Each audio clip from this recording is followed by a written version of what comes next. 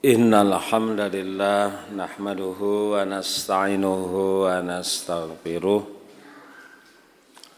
wa na'udzu billahi min sururi anfusina wa min sayyiati a'malina may yahdihillahu fala mudhillalah wa may yudlil fala hadiyalah. Asyhadu an la ilaha illallah wahdahu la syarikalah wa asyhadu anna Muhammadan abduhu wa rasuluh alladzi la nabiyya ba'dah amma ba'du. Para bapak ibu ikhwatu iman undangan Allah, alhamdulillah Allah memberikan banyak nikmat tiada terhingga, sehingga atas nikmat itu kita bisa kembali hadir di majelis ini. Mudah-mudahan kehadiran kita, majelis kita ada dalam ridho maghfirahnya Allah subhanahu wa ta'ala. Amin ya Allah ya Rabbal alamin. Bapak Ibu, hadis ke-23 ya. Babul dzikri wa du'a. Nah, Bapak Ibu sekalian, yang doa nomor 22 minggu kemarin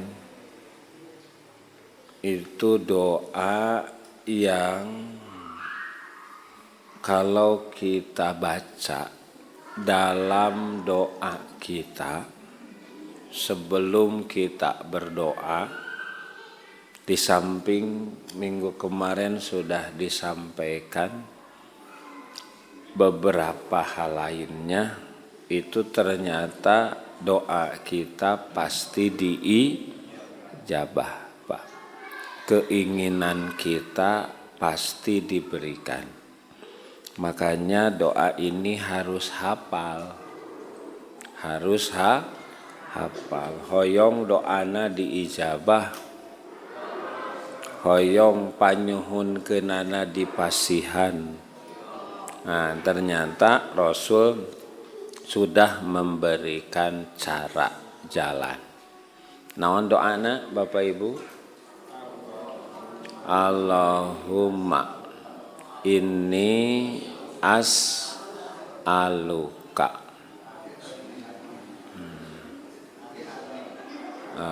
ilman nafi'an. Bukan.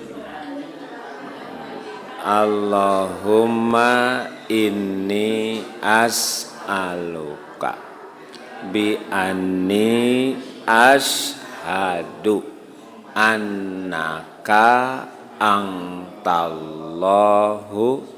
la ilaha illa antal ahadus somad alladzi lam yalid wa lam yulad wa lam yakul lahu kufuwan ahad. Akhir nama apanya? Iya. Apal-apal akhirna atuh Pak. Ya. Itu. Jadi ini mesti hafal Pak, mesti hafal. Maknanya kan orang yang dapat hidayah itu kalau sudah tahu diamalkan. Kalau sekedar tahu tidak diamalkan, tidak termasuk orang yang dapat hidayah Pak. Yahudi apaleun teu? Nabi terakhir Nabi Muhammad hafal sekali, bukan hafal. Bahkan ya'rifunahu kama ya'rifuna abna'ahum. Tahu kepada Nabi Muhammad itu sifat-sifat Nabi sebagaimana kita tahu pada anak kita.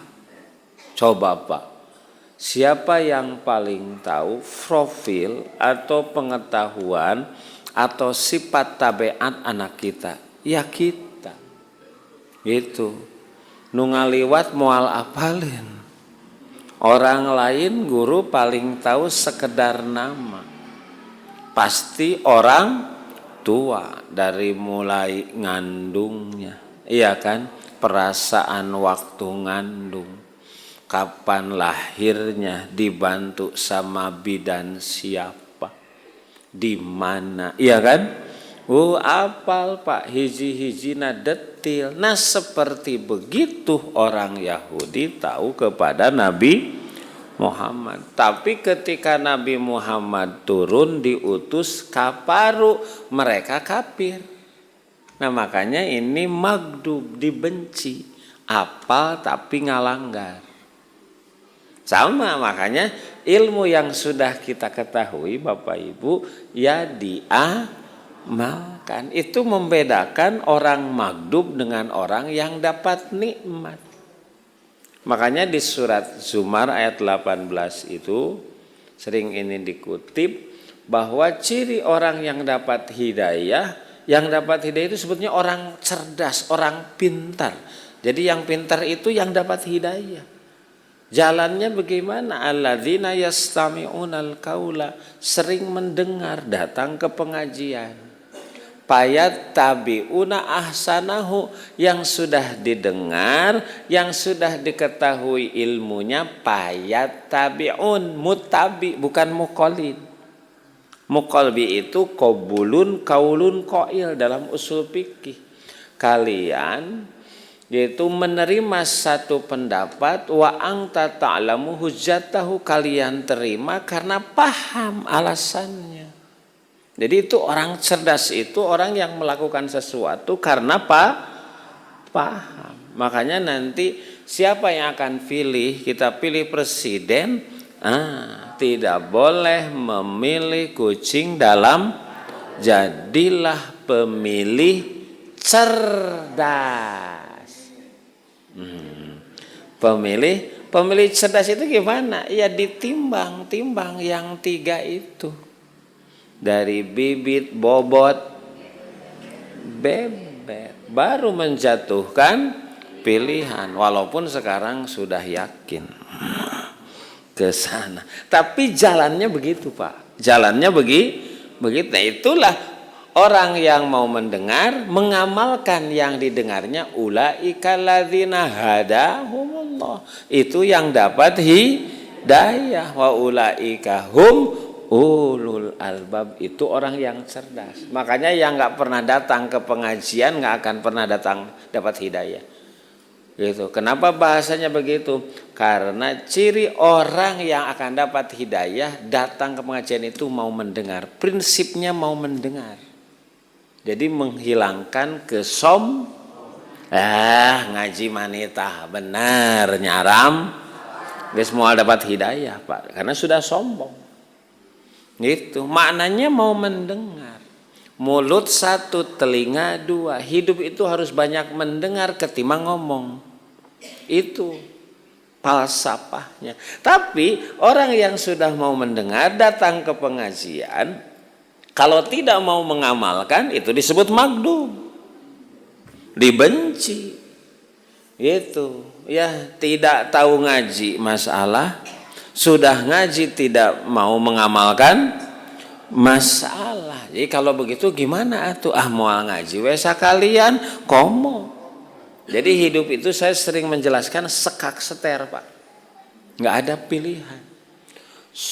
Nggak sholat salah, sholat nggak bener salah. Pawailulil cilaka karena sholat nggak semua sholat sakalian komo. Pemisah orang mukmin dan kafir meninggalkan sholat. Jadi pilihannya gimana? Sekak seter, sholat yang baik dan benar. Setiap sholat itu kudu langsung diterima, kudu serius, kudu sungguh. Jadi nggak ada pilihan Pak begitu.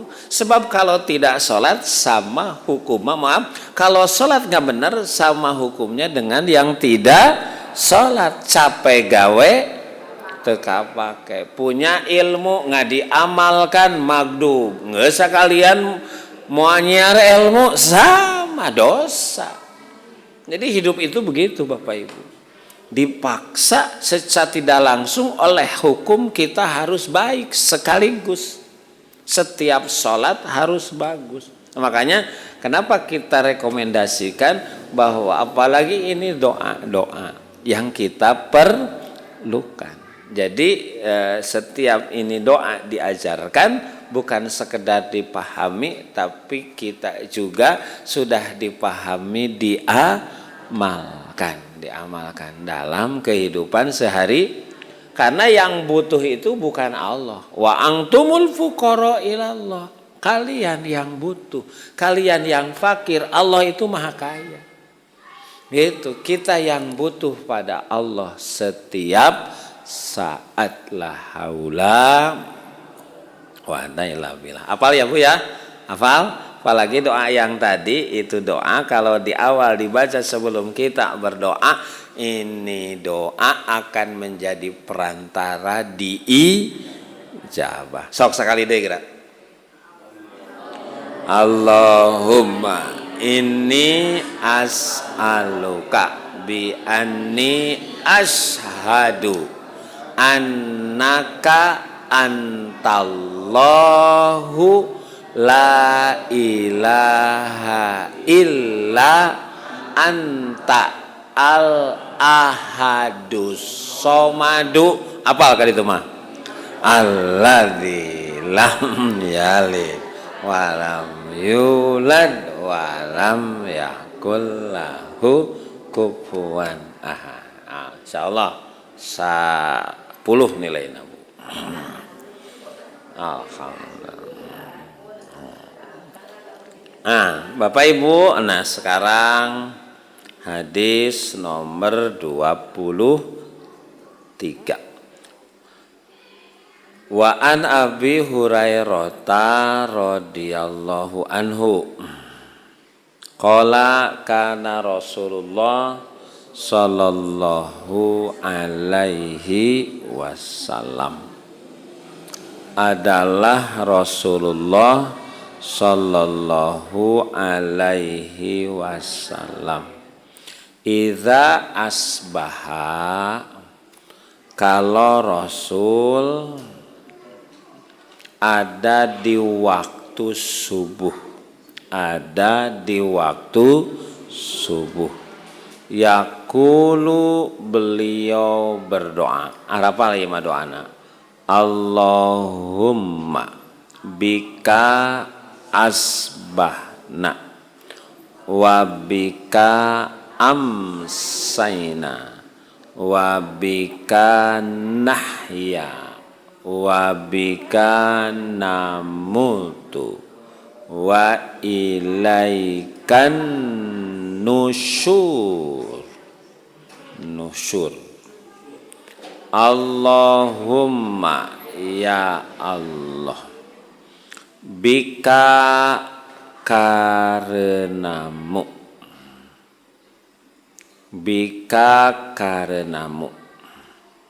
asbahna, kami sampai ke waktu subuh.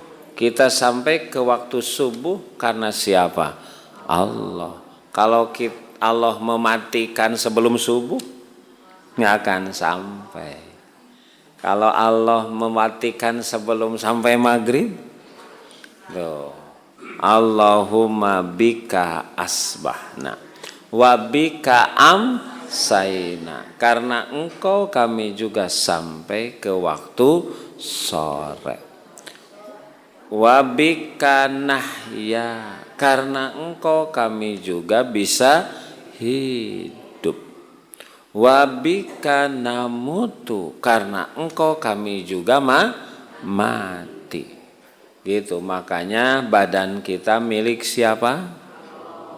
aku milikmu selamanya. Milik Allah.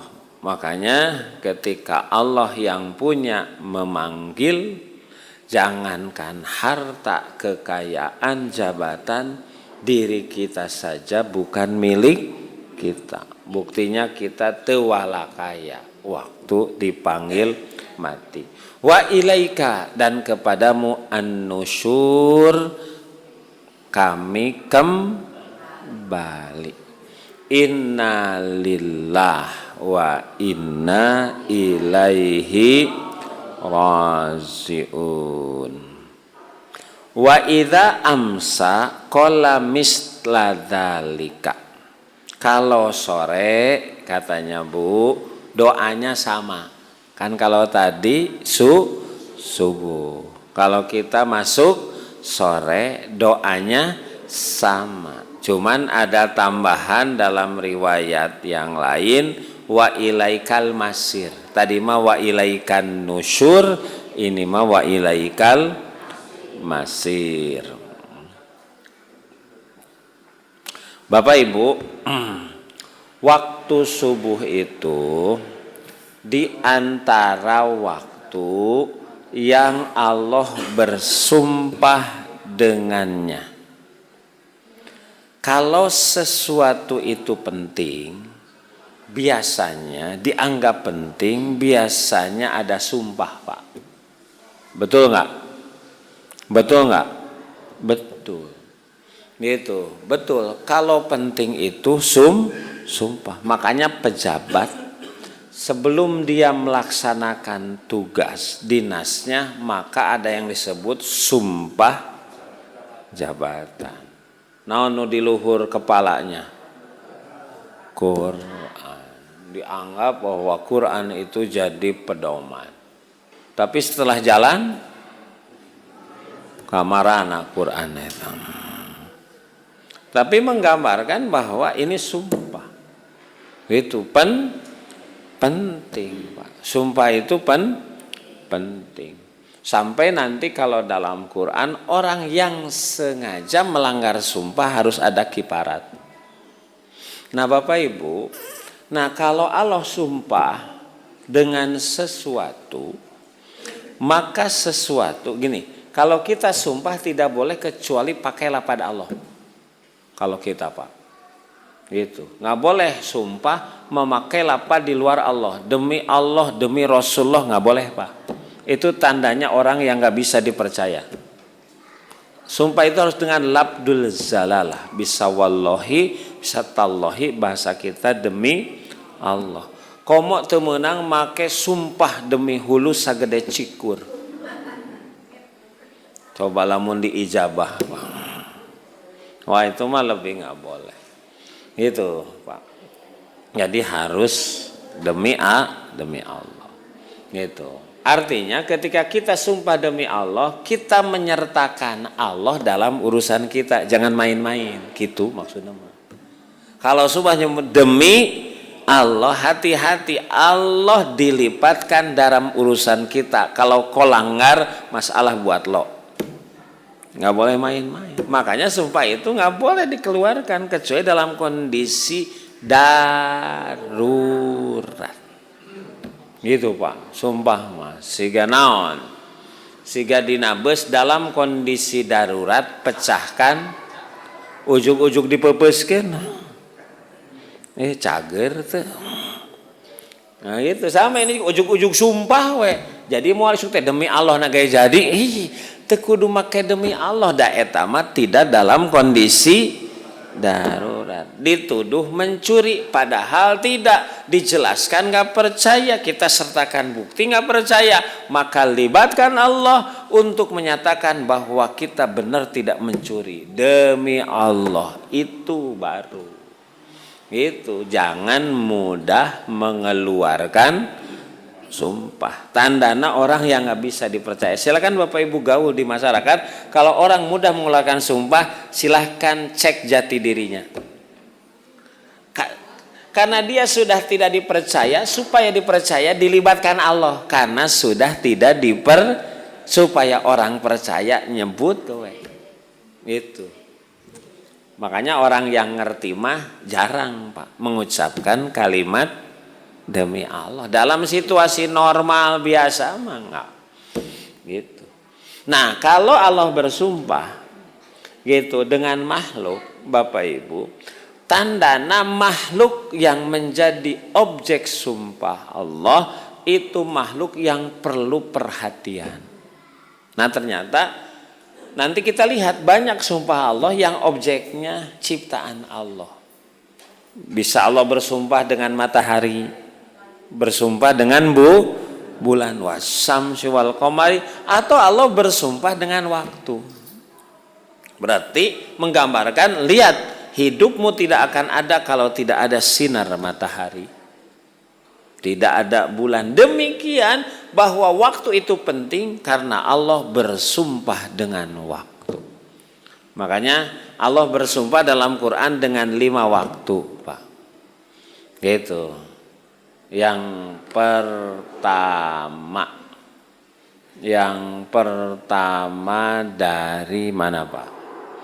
Yang pertama dari subuh, bolehlah, karena kita pembahasan subuh, Pak.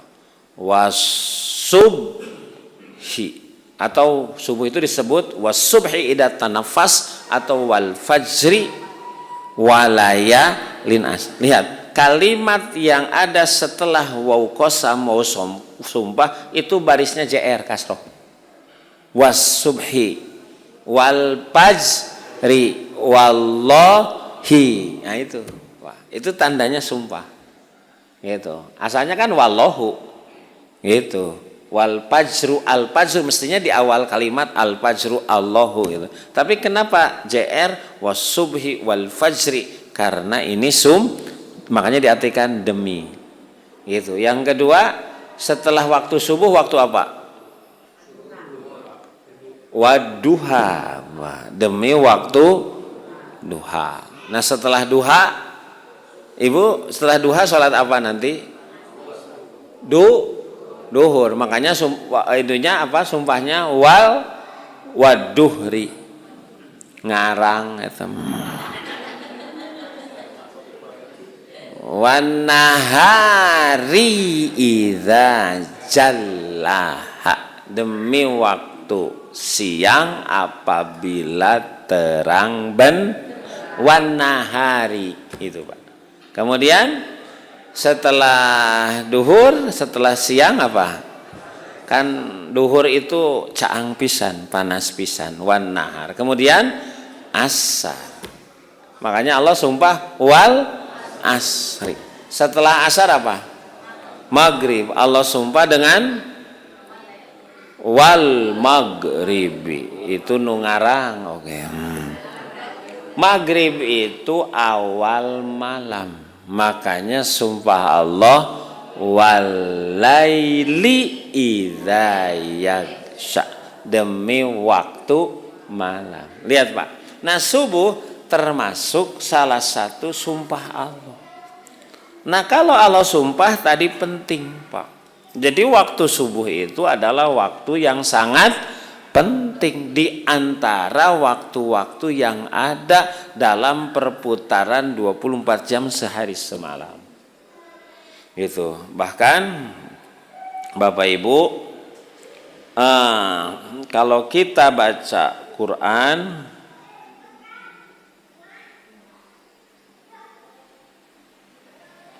kan waktu sholat itu waktunya sudah ditentukan ya. Sudah ditentukan. Di mana Allah Subhanahu wa taala di surat An-Nisa ayat 103. Allah menggambarkan bahwa innas salat alal mu'minina kitabam mauquta. Makanya tetiasa salat mah iraha bae. Harus jelas. Apalagi sholat yang 5 waktu. Nah, sholat itu awalnya diinformasikan, diumumkan dengan adzan. Dengan adzan. Makanya waktu adzan itu apa yang disebut adzan? I'lamun bidukhuli waktu sholat. Pengumuman udah masuknya waktu sholat. Makanya adan nggak bisa kapan saja. Nu adan iraha wae eta teh jalma edan. Iya, karena nyambungnya gitu, Bapak Ibu. Nah kemudian Bapak Ibu sekalian, lihat umpamanya ayat-ayat yang ada kaitan dengan subuh. Umpamanya di surat Al-Isra ayat 78. Aqimis sholata lidulukis syamsi ila ghasaqil laili. Lidulukis syamsi itu duhur asar. Ila ghasaqil laili. Ghasaqil laili itu maghrib dan isya. Wa Qur'anal fajr. Inna Qur'anal fajri kana mashhuda. Apa? Qur'anal fajr itu salat subuh. Gitu. Duhur asar, maghrib isya, Qur'anal fajri kana mashhuda. Salat subuh disaksikan. Kenapa bahasanya disaksikan? Nanti ada hadis Bapak Ibu. Malaikat sip sehari semalam itu 2 kali. Sip itu apa? Aplusan Pak. Aplusan bertugas itu 2 kali. 1 di waktu asar, 2 di waktu subuh. Itu yang dimaksud masyhuda. Ya ta'aqabuna fikum malaikatum bilaili wa malaikatum binahar fi sholatil asri was sholatis subhi. Silih berganti malaikat yang bertugas di waktu siang dan malam, baik di waktu asar maupun di waktu subuh. Gitu Pak. Gitu. Yang waktu asar beres subuh, datang yang tugas subuh beres asar. Dan setiap malaikat yang bertugas itu tidak ada yang sama, semuanya baru. Makanya jangan menganggap malaikat itu hanya yang kita kenal berapa? 10. Wah, baladna masa pisan. Itu yang gantian tiap hari itu beda-beda Pak. Beda-beda. Nah itu Qur'anal fajri kana mashhuda. Bapak Ibu sekalian.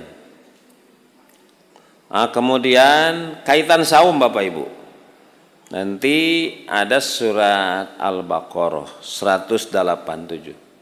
Fakulu wasrobu. Makan dan minum. Makan dan minum. Hatta yatabayyana lakumul khaytul aswadu minal khaytil aswadi minal fajri tsumma timmus syiyam ilal lail. Itu fakulu washrobu, makan dan minum. Fakulu washrobu hatta yatabayyana, sehingga jelas benang hitam dari benang putih di waktu subuh. Nah itu kaitan Bapak Ibu orang yang mau saum. Orang yang mau saum. Jadi orang yang mau saum itu fakulu washrobu. Sunnahnya saum itu harus sahur. Kapan waktu sahur? Fakulu washrobu. Makan dan minum. Ketika itu fakulu washrobu hatta yatabayyana sehingga jelas benang yang hitam, berarti masih malam. Minal khaytil abyad, dari benang yang putih, berarti sudah kelihatan di waktu siang. Minal fajri, siangnya jangan siang sekali, hanya di waktu fajar.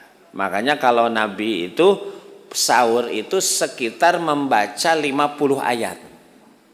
Qadra yaqra'u khamsina ayat. Jadi jangan terlalu malam. Nah itu juga nanti diawali dengan adan. Inna bilalan yu'adzinu bil lail. Bilal itu adannya di waktu malam. Fakulu washrobu, makan minum. Kalau Bilal adan, karena itu bukan adan subuh tapi adan awal. hatta yu'adzinu ibnu Ummi Maktum, sampai ibnu Ummi Maktum yang adzan. Ibu Ummi Maktum itu orang yang buta gitu, itu tukang adzan subuh. Nabi suka membangunkan, asbahta Ummi Maktum, udah subuh ente adzan.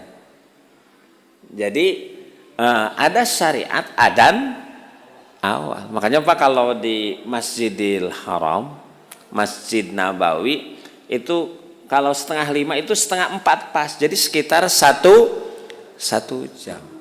Jadi itu penting Bapak Ibu. Nanti salah satunya membangunkan orang yang sholat tahajud, Pak. Yang sholat makanya ada ungkapan tambahan di adzan awal itu, as-sholatu khairum minan naum. Di urang mah kudu tunduh diterjemahkeun teu salat oge teu naon-naon. Padahal salat lebih bagus ketimbang tidur. Salat gitu Pak, salat. Nah ini di samping yang mau saum itu waktunya sahur, Pak. Nah itu Pak. Jadi sahabat Pak, karena dulu mah belum ada jam gitu ya Pak ya. Jadi benar-benar kejelian kita gitu membaca tanda-tanda alam. Jadi sahabat itu Pak, kalau malam mau subuh itu suka mengikat kakinya. Gitu, benang hitam dan benang putih. Kalau benang putih belum kelihatan berarti masih malam. Kalau benang putih sudah mulai kelihatan berarti sudah fajar. Itu polanya. Itu jadi benar-benar harus peka, harus kuat karena membaca tanda alam. Paling nanti lebih jelas utamanya yang mau adzan. Gitu. Nah, di kita mah aya naon, Bu? Wah. Isyaratnya kan banyak, adzan awal mungkin ada, jam juga ada, alarm ada, suami istri membangunkan, canu ngaronda, canu batuk wae. Tapi aduh teu bangun. Aduh, Pak. Bapak Ibu sekalian.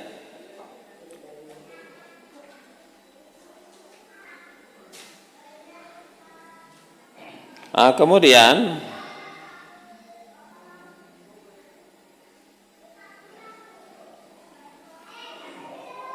nanti bisa dilihat juga surat Qaf ayat 39-40 atau nanti surat Toha. Ini nanti ayat-ayat yang berkait dengan subuh Pak. Kemudian Bapak Ibu, nah tadi sholat subuh ya, karena ini kaitan dengan bacaan doa yang kita pelajari sekarang itu kaitan dengan subuh. Dan di subuh itu tadi ada apa Pak? Ada waktu sholat. Bahkan waktu sholat yang luar biasa utama Bapak Ibu. Yang luar biasa utama. Yang utama karena yang utama nanti. Nah, kita lihat keutamaan sholat subuh. Gitu. Nah tadi sudah digambarkan keutamaan sholat subuh itu adalah masyhuda, disaksikan oleh para malaikat di surat Al-Isra 78. Yang kedua, ini sholat subuh itu adalah bisa memasukkan yang sholatnya ke surga Pak. Sholat nusajan mantap. Ya sama, tapi ini untuk menggambarkan kenapa disebut khusus subuhnya, menjadi targhib, menjadi motivasi.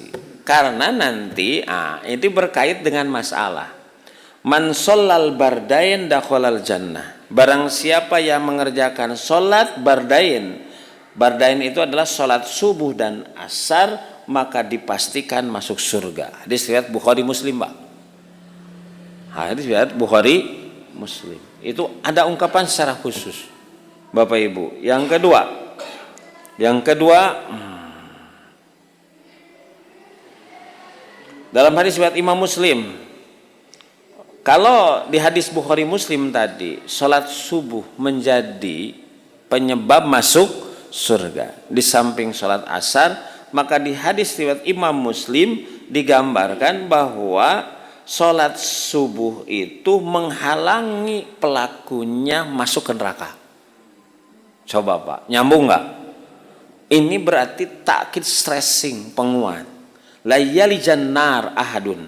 Seseorang tidak mungkin masuk ke dalam neraka yang sholat qabla tulu'i syamsi wa qabla gurubiha, yang sholat sebelum matahari terbit atau sebelum matahari terbenam. Apa? Sebelum matahari terbit sholat apa? Subuh. Sebelum matahari terbenam asar. Nyambung dengan hadis tadi Pak. Kalau hadis tadi jaminan masuk surga, kalau hadis yang ini adalah hadis yang ini penghalang dari neraka. Padahal disebut terhalang dari neraka saja sudah pasti masuk surga, apalagi disebut secara dohir, secara jelas. Bapak Ibu, kemudian yang sholat Bapak Ibu subuh itu ternyata mendapatkan jaminan Allah, mendapatkan jaminan Allah. Yang sholat apa? Yang sholat subuh Bapak Ibu itu dapat jaminan Allah. Man sholla sholatas subhi fahuwa fi dhimmatillah. Ini hadis riwayat Imam Muslim Pak. Jadi hadis-hadisnya jelas sahih. Barang siapa yang sholat subuh maka dia berada dalam jaminan Allah. Wah Pak, sudah Bapak sudah dapat jaminan, sudah dapat rekomendasi. Umpamanya Bapak mau kemana Pak? Mau haji, dapat rekomendasi jaminan dari presiden, pasti lancar jaya Pak. Iya kan?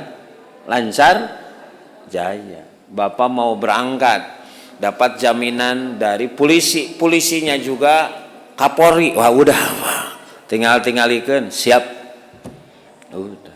Ini apalagi jaminan dari Allah. Ini ada satu cerita Pak, tapi asli untuk menggambarkan bahwa yang sholat subuh itu benar-benar dijamin Allah. Jadi ketika cucu Umar bin Khattab, Bapak Ibu, dia silaturahmi ke salah satu orang nomor satu, itu Al-Hajjaj namanya. Oh disambut karena tahu ini cucu Amirul Mukminin. Nah tidak lama datanglah orang-orang yang bajunya lusuh, kemudian tangannya diborgol. Kemudian disampaikan kepadanya bahwa ini raja yang datang itu mereka adalah para bugot. Bugot itu para pemberontak. Kalau di kita namanya apa Pak? Itu ya. Yang melakukan tindakan gitu kalau di kita ini pemberontak, maka layaknya ini harus dihukum mati. Nah maka raja membawa pedang, dia sampaikan kepada cucu Umar itu untuk membunuh pemberontak ini. Nah hebatnya si cucu Umar itu tidak ujug-ujug melakukan perintah raja, tapi dia nanya dulu, menginterogasi, apakah ente orang Islam? Nih, pedang sudah di sini. Ya, saya Islam. Benar Islam. Kenapa nanya lagi? Saya Islam. Kalau Anda Islam, apakah tadi subuh Anda sholat subuh? Iya, saya sholat. Terus gimana? Serius ente sholat? Iya, bagaimana saya ngaku Muslim tidak sholat? Saya ngaku Islam, saya suka sholat, termasuk subuh tadi saya sholat. Gitu, benar ya? Benar. Makanya pas mau dibunuh tidak jadi pedang itu diberikan lagi kepada raja.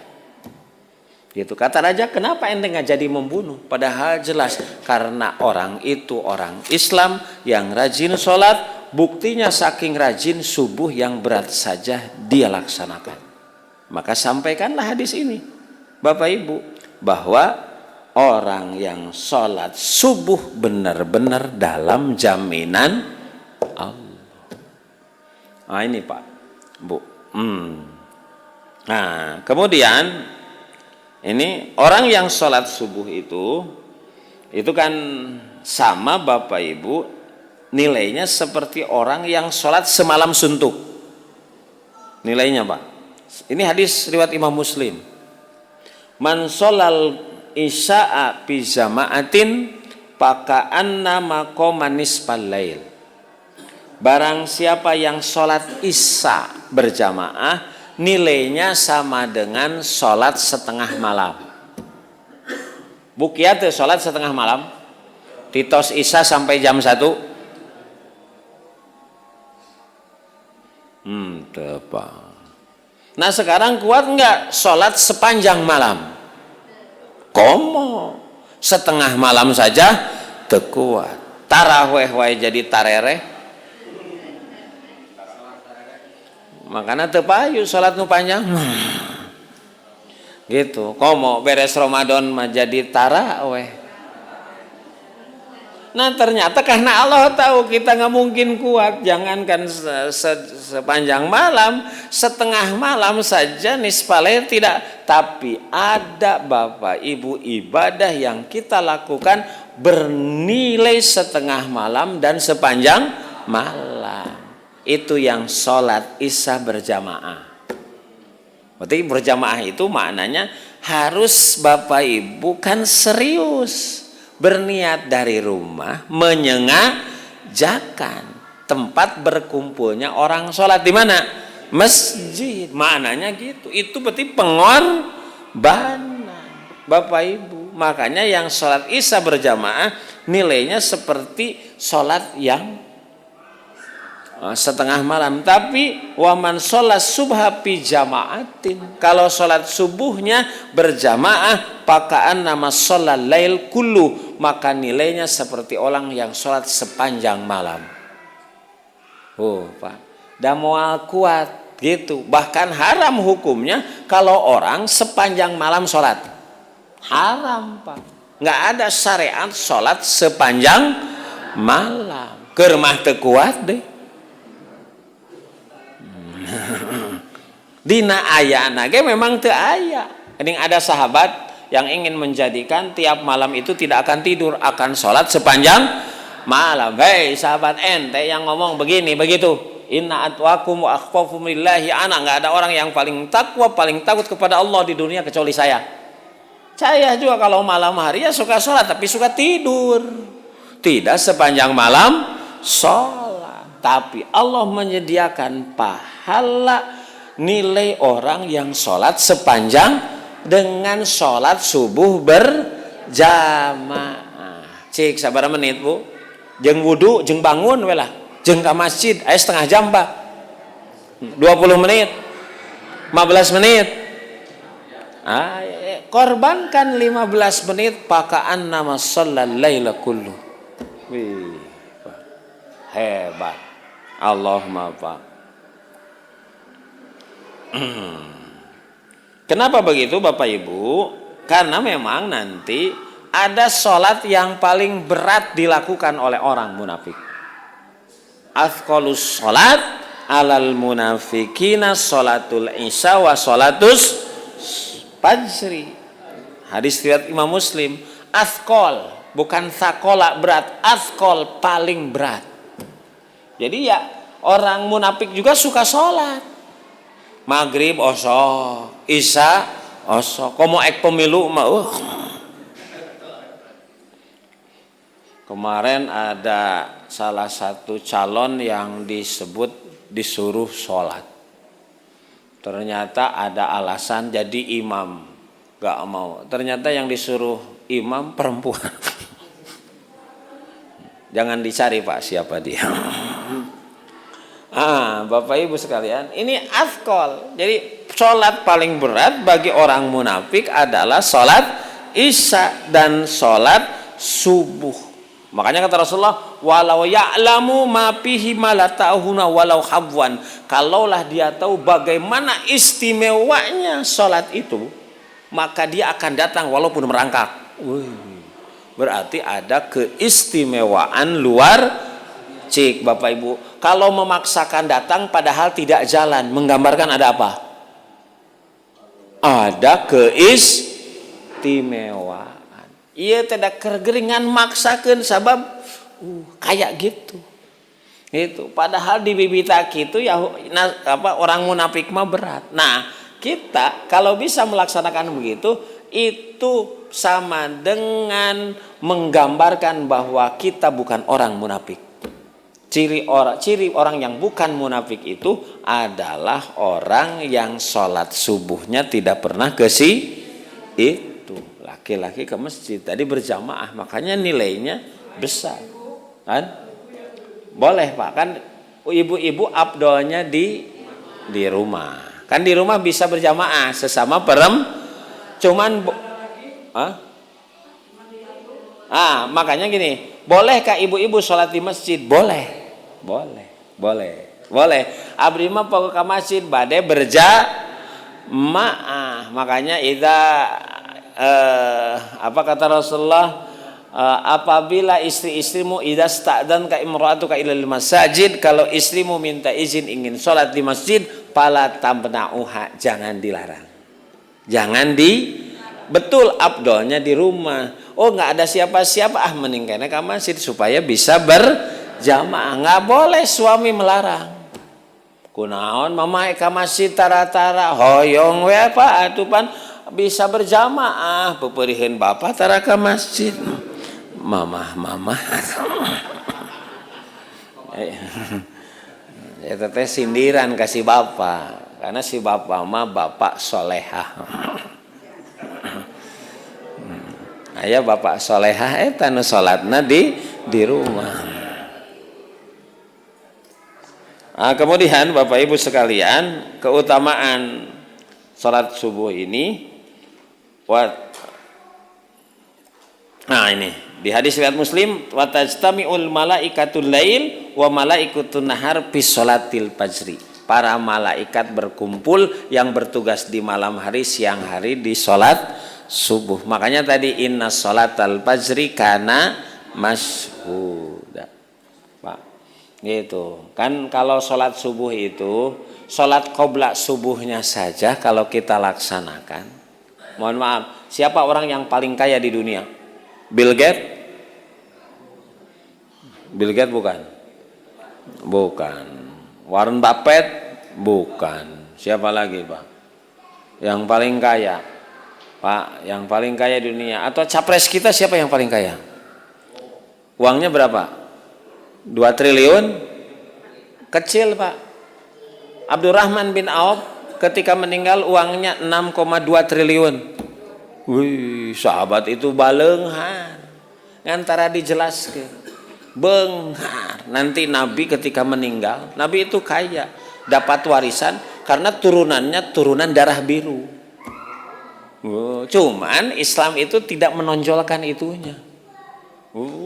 Nanti kita jelaskan bagaimana harta-harta para sahabat. Abu Bakar, Umar, Utsman mantu Nabi itu tajir. Tajir banget gitu, berkelas. Cuman kalau ngaji jarang sengaja Pak, karena nanti khawatir orang kalau beragama hayang beungharna gitu. Tah sok urang sok orientasina kana gitu. Nu di udagna teh padahal agama mah tidak kesanah pun pasti diberi Pak. Gitu, tidak diberi. Bapak Ibu sekalian. Gitu. Ya, jadi sebetulnya kalau orang sekarang padahal sebenarnya sahabat luar biasa. Jadi contoh itu sebetulnya termasuk dari sisi harta.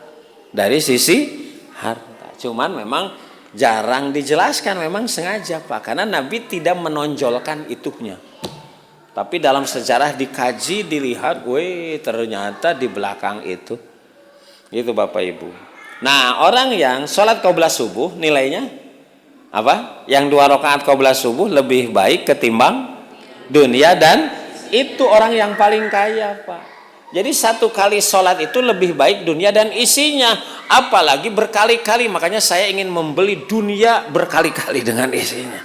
Caranya gimana? Sholat qobliyah.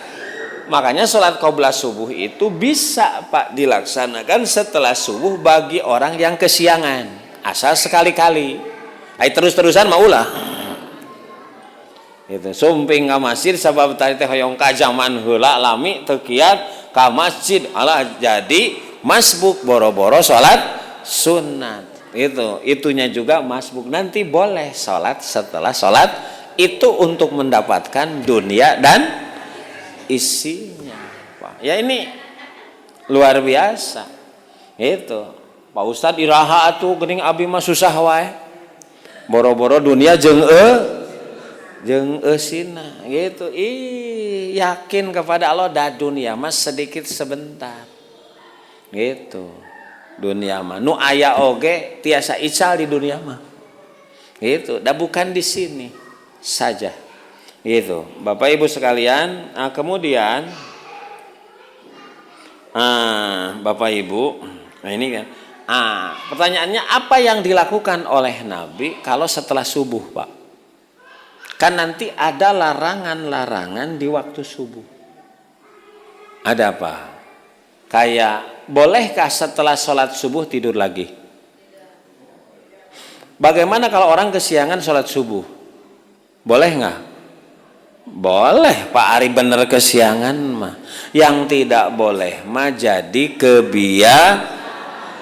Nabi pernah nggak kesiangan sholat subuh? Pernah, Pak. Ngan ulah kieu kesimpulanna sabab Nabi pernah kesiangan sholat subuh. Kalau yang saya baca di Fathul Bari hanya 1 kali. Nah, itu jangan berarti nanti disimpulkan berarti kaberangan subuh teh sunah Nabi.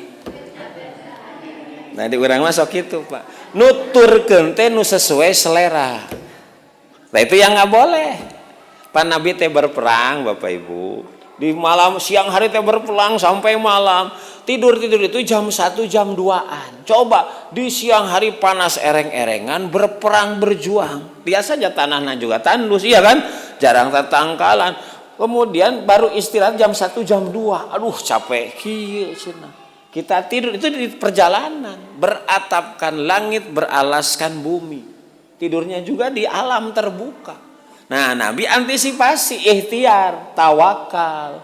Karena badan capek, tidur kemalaman. Kan Nabi biasanya tidurnya pada Isya, Pak. Makruh hukumnya orang tidur, Bapak Ibu, sebelum sholat Isya, gitu. Sebagaimana makruh hukumnya setelah sholat Isya begadang ngobrol. Kalau tidak ada kegiatan penting, tos Isya mah ngaji har. Tidur. Karena yang tidur kemalaman kalau belum terlatih dipastikan subuh kesiangan. Itu Pak, pasti itu nyambung. Makanya Nabi kalau nggak ada kegiatan itu tidurnya pada Isya. Udah pada Isya mah jangan ada kegiatan. Makanya kalau dulu kita malam, kita waktu kecil Pak ku oncor leres teh. Tos Isya teh tidur. Ayo nama justru makin malam makin rame komo kape di mana, Pak. Itu. Pak, nah ternyata ini kondisi yang tidak biasa. Di siang hari berjuang sampai malam jam 1 jam 2 baru bisa istirahat. Nah, Nabi antisipasi kemungkinan ini kesiangan.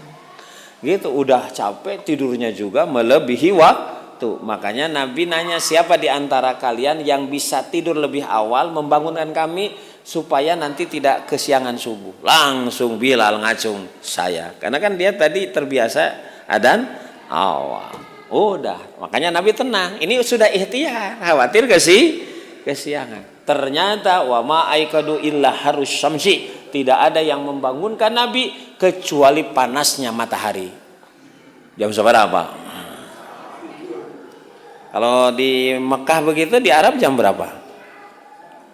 Jam berapa kira-kira? Bapak Ibu jam berapa? Jam 7, jam 8 mungkin ya. Ya Allah, pajak Nabi teh ente kadang-kadang ente. Bilal katanya si aduh Nabi dak punten abi ge capek tuh. Tuh, Pak. Makanya Nabi nyuruh adzan dulu, nyuruh qomat. Jadi kalau subuh kesiangan, Bapak Ibu prosesinya sama seperti tidak kesiangan. Jadi belum adzan salat qobla subuh, kemudian qomat, kemudian salat. Tidak berarti kesiangan langsung subuh hungkul ke rumah kaberangan. Gitu, Pak. Nanti ada waktu salat subuh. Nanti baca hadis-hadis waktu salat subuh itu kan Bapak Ibu, kalau sekarang dari mulai adzan sampai Bapak Ibu warna kuning di langit itu nampak, dan itu adalah saat sebelum terbit matahari. Itu kalau di almanak Pak, di sini almanak, sanes almani manggih almanak. Itu kan sekarang jam berapa subuhnya? Jam 4. Nanti akhir sholat subuh ada di sini. Akhir sholat subuh itu kalau sekarang jam 5:20 akhir. Berarti dari subuh ke akhir sekitar 1 jam 20 menit. Gitu. Nanti rentangnya antara 1 jaman Pak. Rentangnya satu jam. Berarti melebihi waktu itu namanya kesiangan. Karena Nabi dulu ketika mencontohkan itu awalnya dicontohkan, akhirnya dicontohkan. Nah, waktu subuh itu antara ini dan ini gitu, Pak. Dan itu juga diajarkan oleh malaikat. Gitu. Jadi kalau sekarang Bapak bangunnya 4:30 sebetulnya masih waktu sholat subuh. Walaupun kalau yang berjamaah biasanya baru selesai, Pak. Gitu. Ya. Gitu, Bapak Ibu. Tuh, Pak.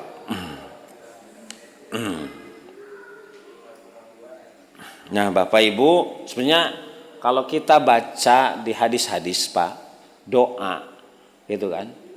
Jadi satu larangan ya, kalau tadi kita bicara larangan, satu bagusnya tidak boleh kesiangan. Nah, gitu karena nanti jangankan yang kesiangan Pak, yang tidur setelah subuh itu tidak dapat doa Nabi. Hoyong didoakan ku Nabi? Hoyong alim.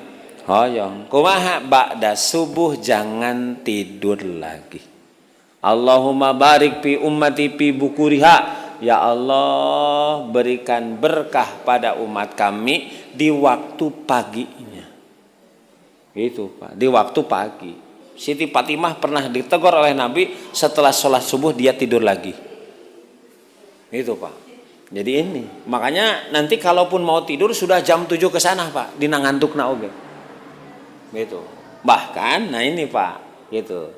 Nanti bahkan setelah subuh itu, kalau dalam hadis Nabi itu kalau tidak ada kegiatan penting apapun suka duduk di tempat duduknya di masjid itu, kemudian baca doa sampai matahari terlihat. Itu Pak. Jadi sekitar 1 jaman diem kalau setelah sholat subuh. Ya kalau di kita boleh nggak diisi dengan baca Quran? Bagus. Diisi dengan kuliah? Bagus Pak. Ibu diisi beberes mangga gitu. Yang tidak boleh mah diisi dengan, nah itu. Padahal nikmat, tapi isina nikmat. Bapak Ibu, saya sampaikan ini doa ya ini berdasarkan hadis, doa yang dibaca kalau setelah sholat subuh. A'udzubillahi minasyaitonir rajim. Kemudian baca ayat kursi Pak. Ayat kursi. Allahu la ilaha illa, terus al hayyul qayyum la ta'khudhuhu sinatu lahu ma fil ard man dzalladzi illa bi ya'lamu wa ma khalfahum yuhituna bi syai'im illa bima syaa wasi'a kursiyuhus wala ya'uduhu hifz wa huwal aliyyul azim. Itu surat apa? Al-Baqarah ayat 255. Nah Bapak Ibu, ini dibaca sekali. Faedahnya ini berdasarkan hadis, siapa yang membacanya ketika petang maka ia akan dilindungi Allah dari berbagai gangguan sampai pagi. Siapa yang membacanya pagi akan dilindungi oleh Allah sampai petang. Itu Pak. Nah, kemudian membaca Bismillahirrahmanirrahim. 3 surat yang paling kita kagumi, paling sering dibaca. Qul huwallahu ahad. Itu dibaca 3 kali. Kemudian Qul a'udzu birabbil falaq. Berapa kali? 3 kali. Kemudian membaca Robbinas berapa kali? 3 3 kali. Nah, siapa yang membacanya masing-masing 3 kali ketika pagi dan sore, maka segala sesuatu akan dicukupkan untuknya. Nah ini Pak. Kemudian baca apa? Ayat Al-Fal. Asbahna wa asbamulkul lillah walhamdulillah la ilaha illallah wahdahu lahul mulku wa lahul hamdu wa huwa ala kulli syai'in qadir. Rabbi as'aluka khaira ma fi hadzal yaum wa khaira ma ba'dahu. Ya Allah, aku meminta kebaikan di hari ini dan hari setelahnya. Wa a'udzubika min syarri ma fi hadzal yaum wa syarri ma ba'dahu, dan aku berlindung dari kejelekan hari ini dan setelahnya. Rabbi a'udzubika minal kasli wa su'ul kibri, aku berlindung dari rasa malas, dari jeleknya kiber. A'udzubika min adzabi finnar wa adzabi fil qabri.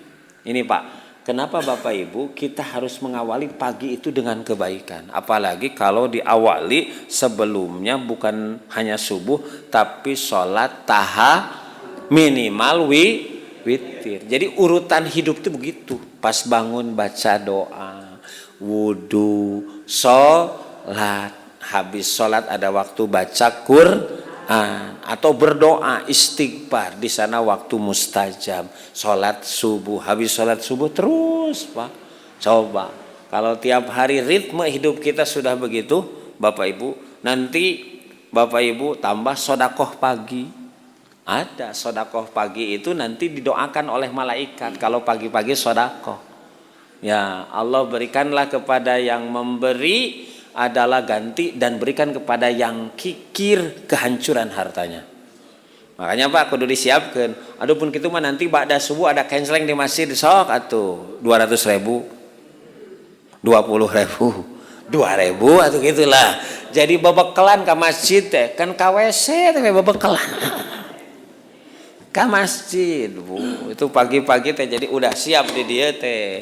Jadi ritme hidup teh sudah jelas, Pak, tertib, sok geura enak Bapak Ibu. Ya. Gitu. Jadi moal naonnya? Luntang lantung gitu, Pak. Moal aja kalau sudah tahu mah. Oh, waktu begini bagusnya ini gitu. Geus moal luntang lantung, moal ngalamun mikiran teu para ruguh. Salaki boga istri aya budak. Oh, naon gitu. Beas aya mikiran apa coba? Betul enggak?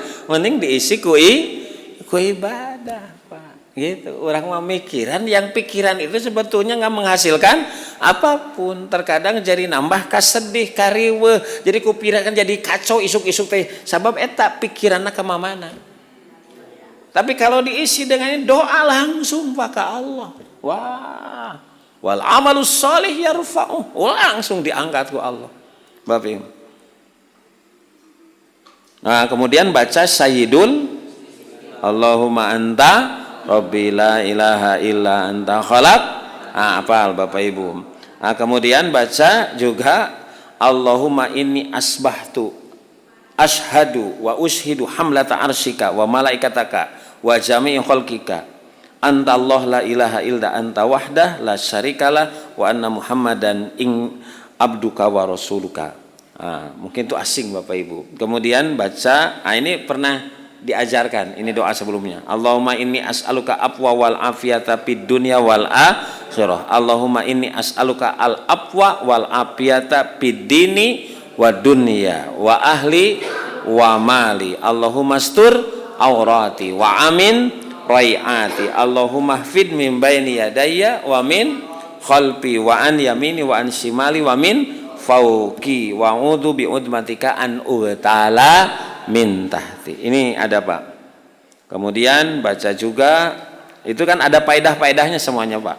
Allahumma alimil ghaibi wasyahadah fatiris samawati wal ard rabbi kulli syai wa malikuhu asyhadu an la ilaha illa anta a'udzubika min syarri nafsi wa min syarri syaiton wa syirkihi wa an atrafaka ala nafsi su'an au azrahu ila muslim.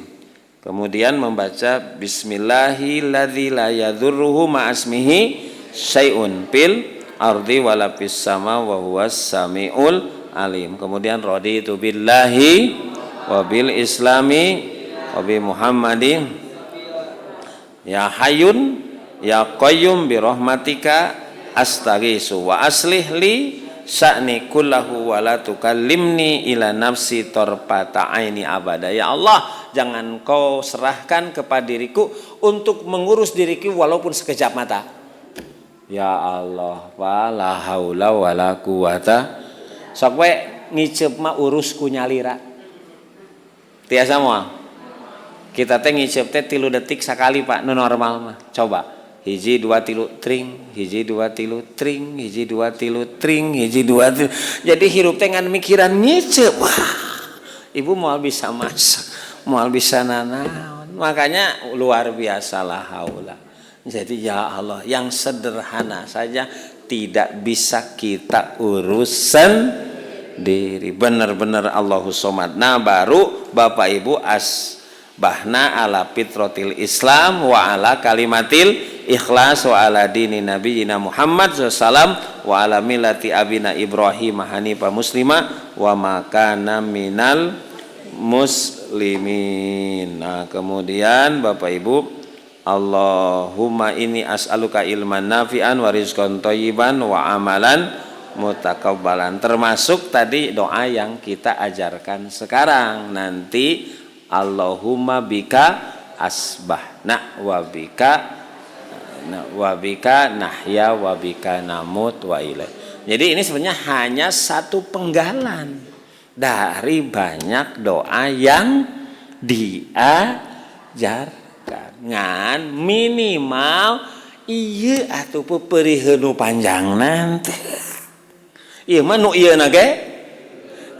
Teu kitu, Pak. Jadi ada kadar minimal. Makanya ba'da salat beres salat teh ulah waalaikum.